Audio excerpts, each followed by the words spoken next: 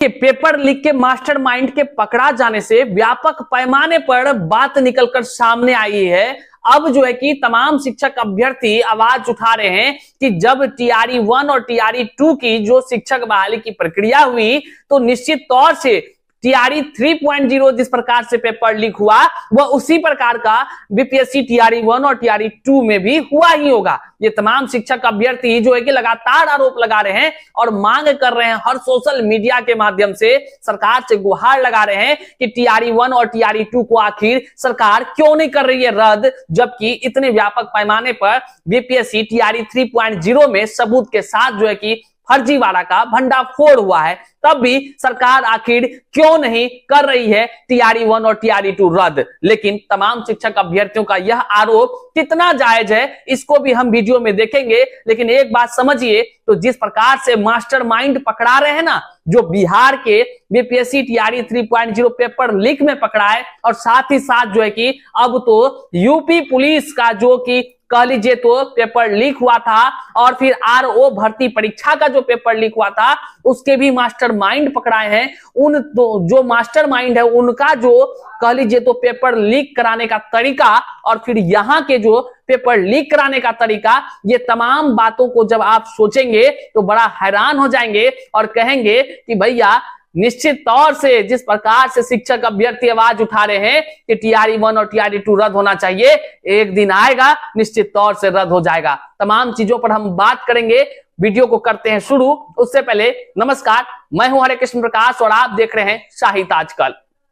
साहित्य आजकल का मतलब ही है वह सच्चाई जो जाननी आपके लिए है बेहद आवश्यक। साथियों, हमारे इस चैनल पर नए हैं तो सब्सक्राइब कीजिएगा और अपने तमाम साथियों तक साझा कर दीजिएगा, क्योंकि सच्चाई को जन जन तक पहुंचाने का कर्तव्य भी आपका ही है।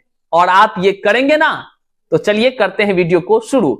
साथियों, आप सभी जानते हैं कि टीआरई 3.0 का जब परीक्षा आयोजित हुआ, परीक्षा से कह लीजिए तो परीक्षा के दिन ही ईओयू की टीम ने जिस प्रकार से पेपर लीक के मास्टरमाइंड को पकड़ा और 300 से ज्यादा अभ्यर्थियों को प्रश्न उत्तर के साथ पकड़ा, अब कोई बात छुपा हुआ नहीं रहा और जो है कि बीपीएससी ने उसको जो माना भी कि हाँ पेपर लीक हुआ और रद्द भी कर दिया।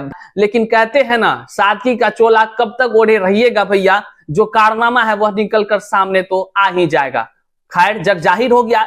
लेकिन एक बात को आप समझिए, इसमें जो मास्टरमाइंड पकड़ाया उसका जो तौर तरीका था फर्जीवाड़ा करने का, वो सेम उसी प्रकार जैसे जो कि कह लीजिए तो यूपी पुलिस, जो वहां पर जो यूपी पुलिस की भर्ती थी उत्तर प्रदेश में, वहां पर जिस प्रकार से पेपर लीक हुआ और आरओ भर्ती परीक्षा का जैसे पेपर लीक हुआ, उसके मास्टरमाइंड और इसके मास्टरमाइंड में कोई ज्यादा अंतर नहीं है। साथियों, अब आप समझ रहे हैं कि जो बीपीएससी टीआरई 3 से पहले टीआरई 1 और टीआरई 2 की परीक्षा आयोजित हुई, बड़ा ही सीना ठोक कर कुछ लोग कहते थे एक भी फर्जीवाड़ा नहीं हुआ है।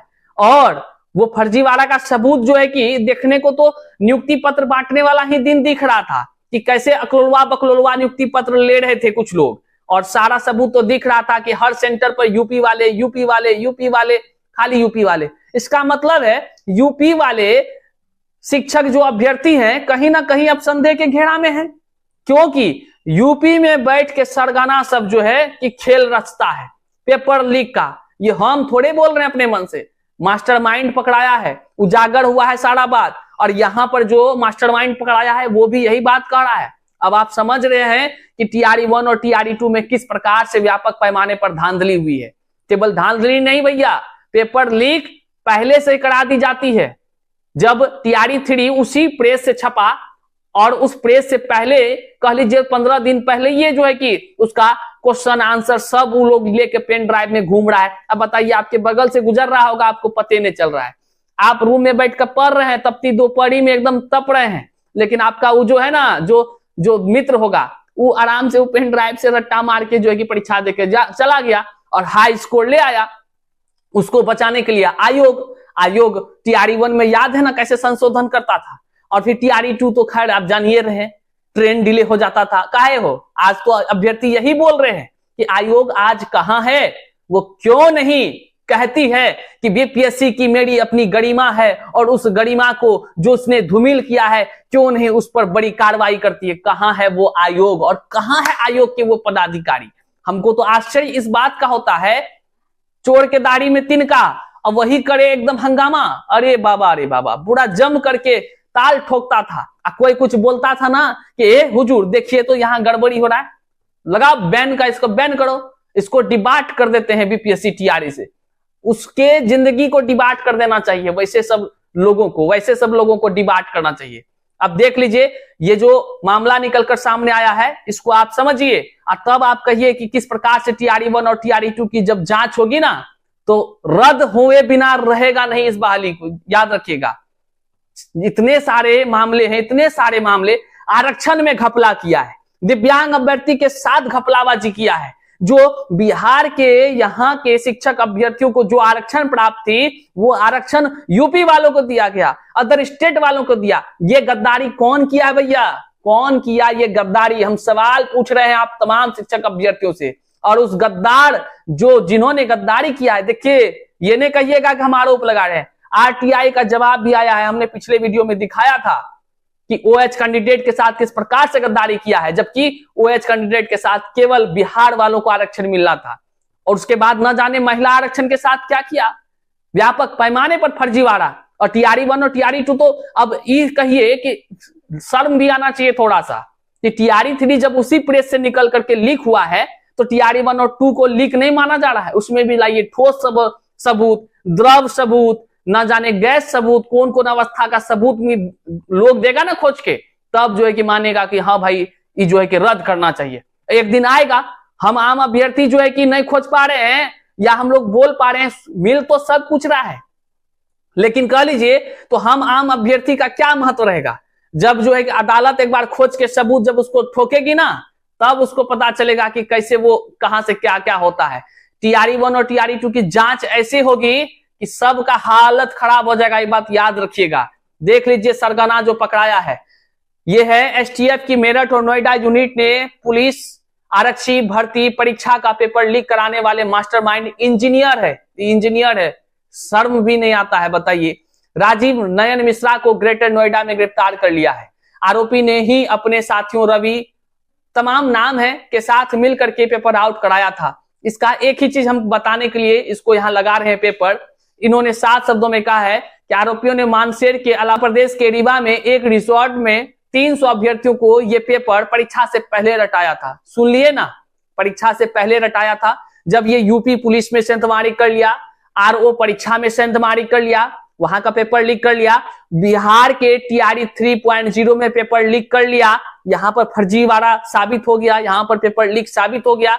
ये तीनों परीक्षा एक नजर आप चिंतन कीजिए, ये तीनों परीक्षा हाल ही के दिनों में हुए थे।